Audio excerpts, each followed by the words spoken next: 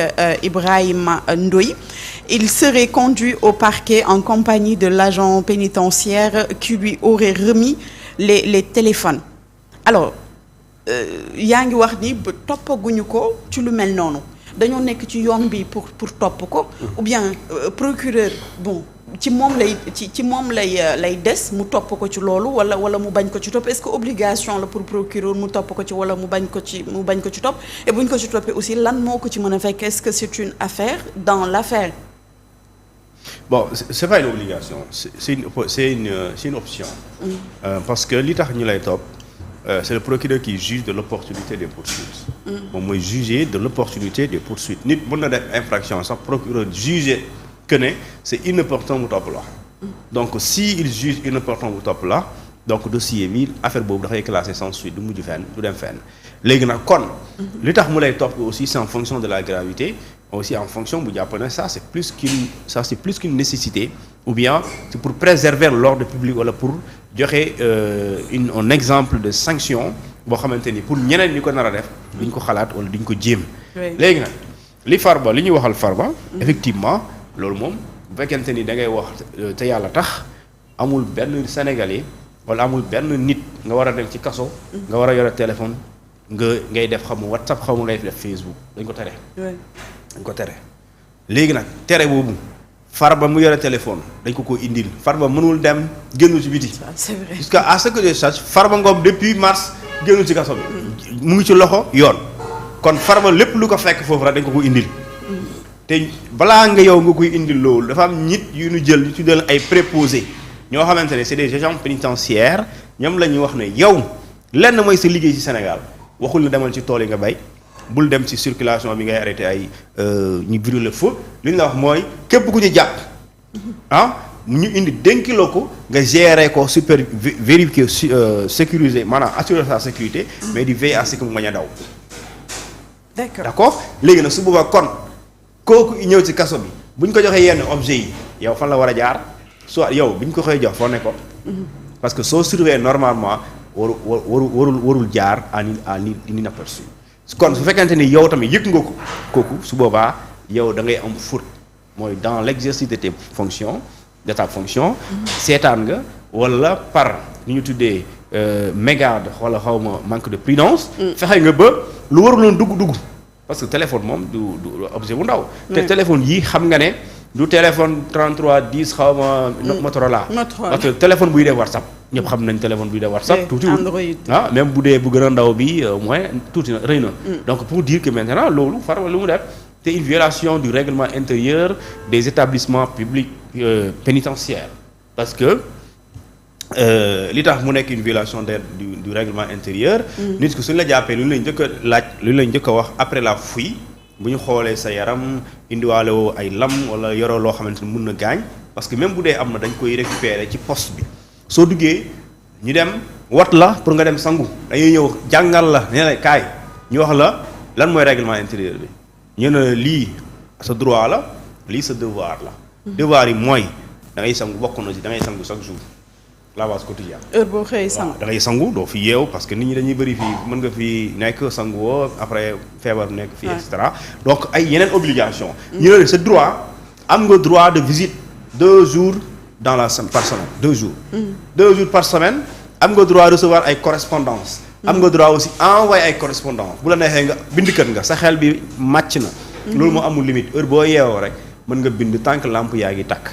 mais nag bu nit ñi di tëdd da ngay dem noppalu léegi nag ba pare ñu ne la mën nga woote waaye booy wootee dañ lay appal kenn mënu la woo waaye mën nga woote léegi dañ la may temps bii nga woote waaw léegi nag kon ça veut dire que soo amee téléphone bi kon yow am nga ko mais waruloo ko am mais bi nga ko amee kan moo la dimbale ba nga am ko léegi nag su boobaa mën nga wax Farba oui lu mu def infraction la mais il a été aidé donc parce que même bu fekkente ni l'agent àndu ci ki ko jox mu nekk ci public extérieur bi kooku xam na ne téléphone bii may fexe pour mu dugg ci prison bi yoon da ko tere koo mën a doon mën na am visite kooku indil ko loo xamante ni dañ koy tere mu échapper à la vigilance du garde pénitentiaire bi c'est possible. non loolu dina jafe parce que man mii de wax ak yow. di nit moo waxee nettali man dama gis sénégalaise. bu ñu jàpp ci kanamu yoon. mu feebar. mu nekk jigéen bu ëmb sax d'ailleurs. mu dem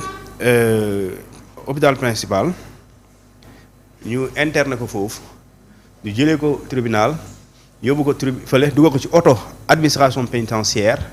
yóbbu ko ci commissariat bi ñu xam ne kii dafa feebar ñu delloo ko agent pénitentiaire yi ñu yóbbu ko hôpital mu tëdd ci lan hôpital bi man mii maa àndoon ak moom parce que sama xarit la ñi ko doon surveiller ci bopp lal bi fii la ñu toog kii toog fii kii toog fee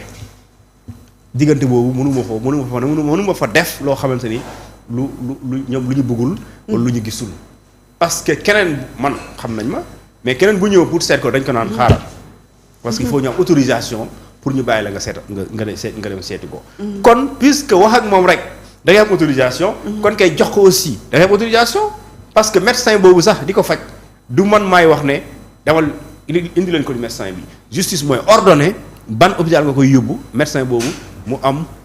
ordre pour faj ko wala pour consulter ko kon soo boobaa kon boo nekkee pavillon spécial le pavillon spécial est un élargissement de la prison pavillon spécial du néeg du kër ay wala du koñ lan la prison la seule différence mooy infirmerie feebar bi la dal jox su nañ ne dépassé na leen kon nañ la yóbbu pavillon spécial bërëb bi nga xamante ne bu ñuy fajoo bu gën a bakkane bu gën par rapport ak infirmerie bi pour ñu faj la waaye nag foofu aussi jàppal ne yaa ngi ci restriction mooy dañ lay yóbbu dugal ci oto administration pénitentiaire gars yi gardiens yi dañ fay nekk soo fa yeggee aussi bu ñu lay faj ñoom bu dee mënuñu taxaw ci salle bi dañuy taxaw ci buntu bi di xaar nga pare nga génn waaw léegi kon diggante boobu nan la ñaari téléphone di fa nekkee mais pare ngay WhatsApp wala ngay woote parce que quand on parle de 200 et quelques minutes même mais mën nga ci wax lu la neex ci réew mi 200 et quelques minutes divisé par 60 ñaata heure la bari na mais maintenant juriste c'est clair comme de l'eau de roche que am na benn faille ci administration. ça c'est évident pénitentiaire ça c'est évident. léegi nag yat bi kan lay gën a dal ndax détenu bi lay gën a dal ou bien agent bi nga xam ni moo ko doon surveiller. non xam nga détenu bi gis naa sa ñu siy tuddal journaliste yoonam nekk si loolu les journalistes par exemple ni ñuy wax ne journaliste bi maanaam tey journaliste yow en tant que journaliste. su la neexee nga def ca pexe pour wax ak Diomaye. su la neexee nga def ca pexe pour wax ak Nicolas Maduro tey Nicolas Maduro nga xamante mu ngi États-Unis. oui certes kenn amul accès si moom jamono ji oui waaye soo mënee def ca pexe ba mën a wax ak moom ba moom mu mën la bind wala mu mën la woo ci pet yow boo ko mënee def rek liberté am nga liberté d'investigation parce que loolu c'est l'un des principes fondamentaux du journalisme mooy le principe d'investigation et d'enquête mooy kon yow mën nga dem wax ak képp koo xamante ne nit la pour yow nga am ci information léegi nag moom moo xam lu muy def ndax c'est déloyal ou pas essentiel yow loolu ça te regarde pas léegi nag bu dee ñoom Farba ak ñi nga xamante ne dañ leen yow surveiller waa ji seet ko xool ko bu mu évader bu mu daw bu ko kenn seeti bu wax ak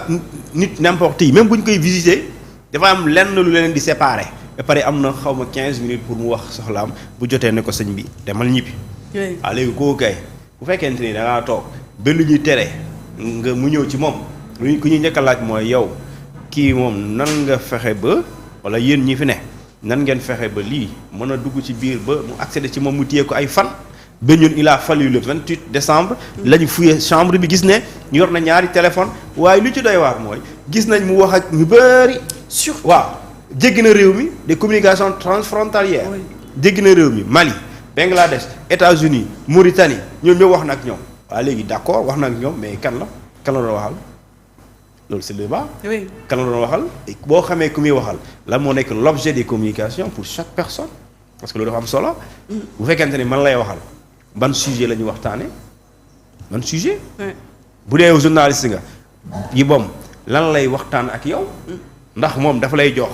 le secret de l'enquête ou de l'instruction wala moom da lay jox lu ñu tuddee son dossier médical parce que moi j'ai vu dans la presse des termes techniques yoo xamante ni médecine non loolu journaliste mënu ko inventé oui waaw te loolu effectivement médecins yi noonu lañu bind. si waaw léegi ay pathologie lu ne nga dugg si ay mort subite réveil xaw ma brutal kenn xamul. oui loolu journaliste mënul muus sa ko waane ba créer ko. sinon alors jox ma sama dossier médical jox ma information yi. c'est vrai jargon ñi def médecine rek ñoo xam seen langage. mais c'est parce que dañ leen ko souffler c'est aussi simple que ça léegi nag il faut aller chercher celui qui a permis à cette fuite là. Et non le journaliste moom si moom dara parce que le journaliste n'est pas tenu par le secret de l'instruction. Oui. Le secret de l'instruction lu ñu me concerne mooy c'est ceux-là qui concourent à l'enquête ou à l'instruction et parmi ceux-là man bokkuma ci bokkoo ci ñi ci bokk mooy avocats yi procureurs yi juges yi ak ñi nga xamante ne ñoom ñooy les témoins ak les co-accusés ou les complices ñoom la tënkul journaliste bi. léegi limite mooy léegi nag procès-verbaux yi dafa am booy traiter information mënoo ko traiter comme koo xamante ni profane nga mais mën nga am réserve booy traiter information. Oui. mais le fait que nga xam contenu bi nga reformuler ko à ta manière. mënuñ ko tere journaliste yi mënuñ ko tere kenn. léegi noonu loolu mooy le véritable problème. Donc soit il y a des complicités soit il y a également un manquement à des devoirs comme ki nga xamante moo war a surveiller. D'accord tu as une question. est-ce que moom xam nga moom beneen dossier moo koy indoon foofu noonu. moo tax ñu téye ko presque bientôt 1 an. léegi est-ce que à travers yeneen chargé